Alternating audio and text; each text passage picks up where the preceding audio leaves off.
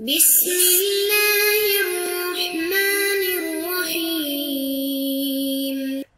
الحمد لله رب العالمين والصلاة والسلام على أشرف الأنبياء والمرسلين أما بعد فأستعيذ بالله من الشيطان الرجيم بسم الله الرحمن الرحيم.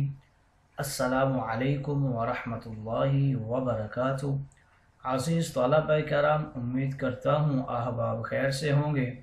انشاءاللہ آج ہم تفسیر جلالین کے درس نمبر 313 میں سپارہ نمبر 19 سے سورہ نمل کی منتخب کردہ آیات 45 سے لے کر 48 تک پڑھنے کی سعادت حاصل کریں گے، جن میں کلام باری تعالیٰ و کلام مفسر کا ترجمہ ہوگا.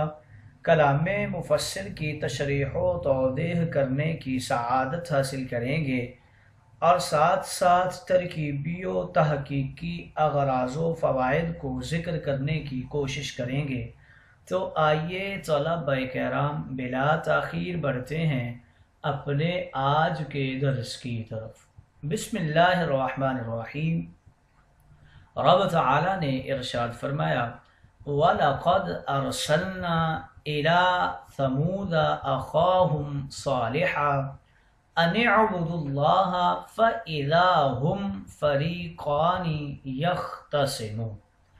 اور یقیناً ہم نے سمود کے پاس ان کی برادری کے بھائی صالح کو بھیجا، یہ کہ تم سب اللہ کی بندگی کرو، یعنی اس کی توحید کے قائل ہو جاؤ. اچانک خلاف توقع ان میں دو فریق ہو گئے، دین کے بارے میں باہم جھگڑنے لگے. ایک فریق مومنوں کا تھا ان کی طرف صالح علیہ السلام کو بھیجنے کے وقت سے، اور دوسرا فریق کافروں کا بن گیا. قال یا قوم لم تستعجلون بالسیئة قبل الحسنة لولا تستغفرون اللہ لعلکم ترحمون. آپ نے جٹلانے والوں سے کہا، اے میری قوم کے لوگوں، تم نیکی سے پہلے برائی کی جلدی کیوں کرتے ہو، یعنی رحمت سے پہلے عذاب کی جلدی کیوں کرتے ہو؟ اس اعتبار سے کہ تم نے کہا جو تم ہمارے پاس لائے ہو اگر وہ حق ہے تو ہمارے اوپر عذاب لے آؤ. اور تم کس لیے اللہ شرک سے معافی نہیں مانگتے تاکہ تم پر رحم کیا جائے؟ قالو، وہ لوگ کہنے لگے، ہم تو تم کو اور تمہارے ساتھ والے مومنین کو منحوس سمجھتے ہیں.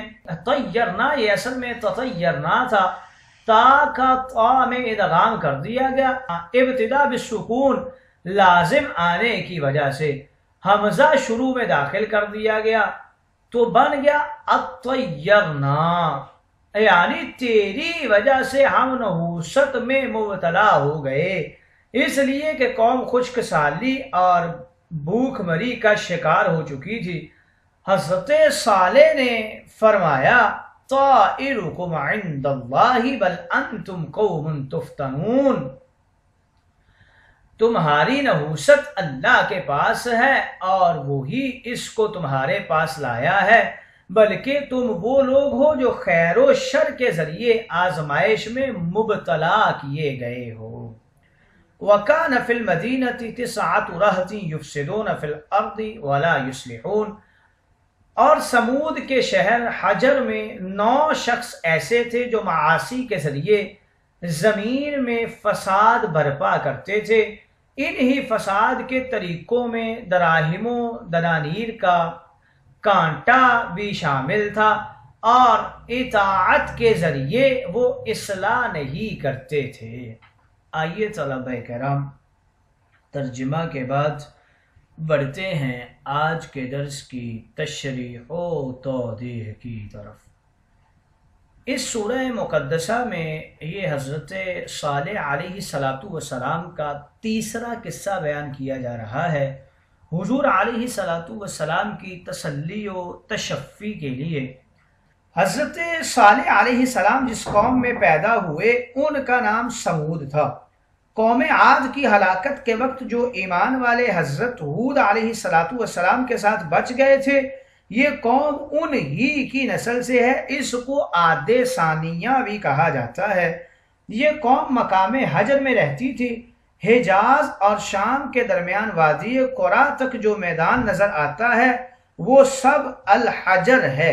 آج کل یہ جگہ فج الناقہ کے نام سے مشہور ہے۔ جب حضرت صالح علیہ السلام نے انہیں دعوت دی، اللہ تعالیٰ کی عبادت کی، فَإِذَا هُمْ فَرِيقَانِ يَخْتَصِمُونَ، تو دو فریق جھگڑنے لگے۔ مجاہد نے کہا ان میں سے ایک فریق مومن تھا اور ایک فریق کافر تھا۔ حضرت صالح علیہ السلام نے اپنی قوم سے کہا کہ تم بلائی سے پہلے برائی کو کیوں طلب کرتے ہو، یعنی رحمت سے پہلے عذاب کی طلب میں کیوں جلدی کرتے ہو؟ اللہ پر ایمان لانا باعث ثواب ہے، تم اس کو چھوڑ کر اللہ تعالیٰ کا کفر اور انکار کر رہے ہو جو باعث عذاب ہے۔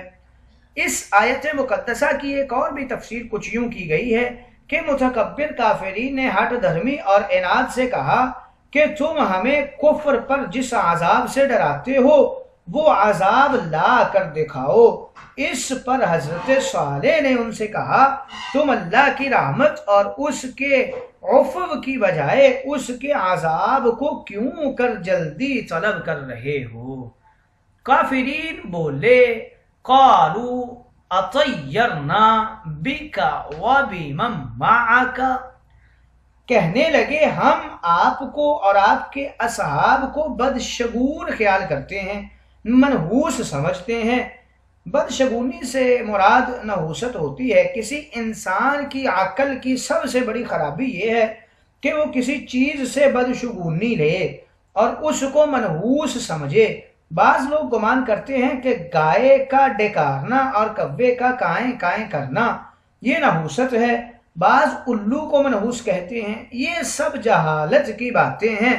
عرب بھی بدشگونی کے قائل تھے، وہ کوئی کام کرنے سے پہلے پرندے کو اڑاتے، اگر وہ ان کی دائیں طرف اڑتا تو اس کام کو مبارک سمجھتے، اگر وہ پرندہ بائیں طرف اڑ جاتا تو وہ اس کام کو منحوس یعنی نامبارک اور بے برکت سمجھا کرتے تھے۔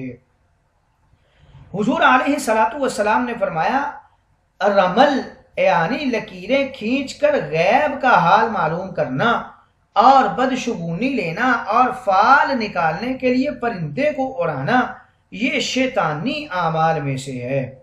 حضرت عبداللہ بیان کرتے ہیں رسول اللہ نے 3 بار فرمایا بدشگونی لینا شرک ہے اور ہم میں سے اکثر لوگ اس میں مبتلا ہیں سوا ان کے جن کو اللہ نے محفوظ کر رکھا ہے، لیکن بدشگونی لینا تو توکل کو ختم کر دیتا ہے۔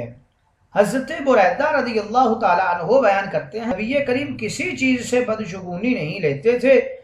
جب آپ کسی شخص کو عامل بنا کر بھیجتے تو اس کا نام پوچھتے، اگر اس کا نام آپ کو اچھا لگتا تو آپ کے چہرے پر خوشی کے آثار ظاہر ہوتے، اور اگر آپ کو اس کا نام پسند نہ آتا تو آپ کے چہرے پر ناگواری کے آثار ظاہر ہو جاتے۔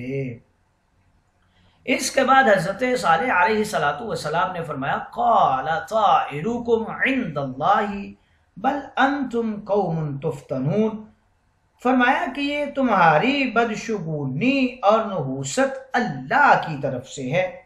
حضرت صالح کے ارشاد کا مطلب یہ تھا کہ جس شر اور مصیبت کو تم نحوست قرار دے رہے ہو وہ تمہاری تقدیر میں پہلے سے لکھی ہوئی ہے، اور تمہاری تقدیر میں وہ مصیبت تمہاری بدعمالیوں کی وجہ سے لکھی گئی ہے۔ خلاصہ یہ ہے کہ تم جس چیز کو بدشگونی اور مصیبت کہہ رہے ہو وہ تمہاری اپنی ہی بدعمالیوں کا نتیجہ ہے۔ اس کے بعد حضرت صالح علیہ السلام نے فرمایا وَكَانَ فِي الْمَدِينَةِ 9 رَهْطٍ يُفْسِدُونَ فِي الْأَرْضِ وَلَا يُصْلِحُونَ، شہر میں 9 شخص ایسے تھے جو فساد پھیلا رہے تھے اور اصلاح نہیں کرتے تھے، یعنی اطاعت کر کے اپنی اصلاح نہیں کر رہے تھے۔ حضرت صالح کے شہر سے مراد حجر ہے۔ مدینہ اور شام کے درمیان جو بستیاں اور قصبات ہیں ان کو حجر کہتے ہیں۔ یہ قوم سمود کا وطن تھی۔ یہ لوگ پہاڑوں کو اندر سے کھود کھود کر اپنے گھر بناتے تھے، ان کو اسالس کہا جاتا ہے۔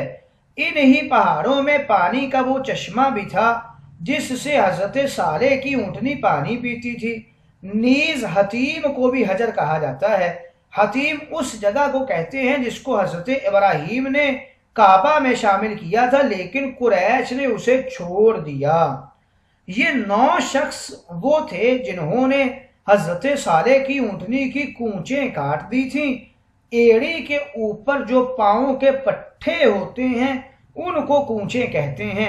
ان 9 شخصوں کے ناموں کا ذکر ایک روایت میں ملتا ہے۔ حضرت ابن عباس بیان کرتے ہیں کہ ان کے نام رامی، رعیم، حریم، ودار، ثواب، ریاب، مستع، مصداع اور ان کا سردار کدار بن سالف تھا۔ اس نے اس اونٹنی کی کونچیں کاٹ دی تھیں۔ آئیے طلبہ کرام تشریح و توضیح کے بعد بڑھتے ہیں فوائد و اغراض کی طرف۔ وَلَقَدْ أَرْسَلْنَا إِلَىٰ ثَمُودَ أَخَاهُمْ صَالِحًا، بتا رہے ہیں کہ سمود قبیلہ کے جد ابعد کا نام ہے۔ صالح علیہ السلام بھی انہی کی نسل سے ہیں۔ اس ابو الجد ہی کے نام پر قبیلہ کا نام ہے، مگر قبیلہ ہی مراد ہے۔ حضرت صالح کی امت سمود کو عاد ثانیہ بھی کہتے ہیں۔ عاد اولا قوم ہود کا نام ہے۔ عاد اولا اور عاد ثانیہ کے درمیان 100 سال کا فاصلہ ہے۔ صالحن کے حوالے سے بتا رہے ہیں کہ اخاہم سے یہ بدل یا عطف بیان واقع ہو رہا ہے۔ حضرت صالح علیہ السلام نے 280 سال کی عمر پائی تھی اور ہود علیہ السلام کی عمر 464 سال ہوئی تھی۔ نوح علیہ السلام کے درمیان اور ہود کے درمیان 800 سال کا فاصلہ ہے۔ فَإِذَا هُمْ فَرِيقَانِ يَخْتَصِمُونَ، فریقان سے قوم صالح مراد ہے، یعنی کچھ لوگ ایمان لے آئے اور کچھ ایمان نہیں لائے۔ علامہ زمخشری نے دونوں فریقوں میں ایک فریق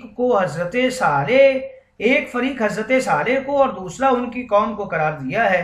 علامہ زمخشری کو فریقان کا یہ مطلب لینے پر فا کے ذریعے عطف نے آمادہ کیا، اس لیے کہ فا تعقیب بالاتصال پر دلالت کرتی ہے، یعنی دعوی رسالت سے متصلاً 2 فریق ہو گئے، یعنی ایک فریق حضرت صالح اور دوسرا فریق ان کی قوم تھی۔ یختصمون باعتبار معنی کے فریقان کی صفت ہے، یعنی فریقان موصوف اگرچہ باعتبار لفظوں کے تثنیہ ہے، مگر چونکہ ہر فریق چند افراد پر مشتمل ہوتا ہے اس لیے اس میں جمعیت کے معنی ہے، لہذا موصوف و صفت میں مطابقت ہو گئی۔ لما تستعجلون بالسیئات ای یطلب السیئہ، اور سیئہ سے بتا رہے ہیں کہ عذاب مراد ہے، حسنہ سے مراد رحمت ہے، جیسا کہ مفسر کریم نے اشارہ فرمایا ہے کوحیت المطر ای حوبیس المطر، یعنی تمہاری نحوست کی وجہ سے بارش کو روک دیا گیا۔ مدینہ سمود کا لفظ ذکر کیا گیا ہے۔ سمود کے شہر کا نام حجر تھا اور بعض مفسرین نے کہا ہے حجر مدینہ اور شام کے درمیان وادی سے، یہیں پر وادی ہے، یہیں پر سمود کی آبادی تھی۔ راہتن کی تفسیر رجال سے کر کے اس بات کی طرف اشارہ کر رہے ہیں کہ راہتن تسعۃ سے معنی کے اعتبار سے تمییز واقع ہو رہی ہے اور راہتن کو لفظوں کے اعتبار سے مفرد قرار دیا گیا ہے مگر معنی کے اعتبار سے جمع، لہذا اس کا تمییز واقع ہونا بالکل درست ہے۔ راحتن میں اضافت بیانیہ ہے، تسعۃہم راحتن، راحت 10 سے کم اشخاص کو کہتے ہیں جن میں عورتیں شامل نہ ہوں۔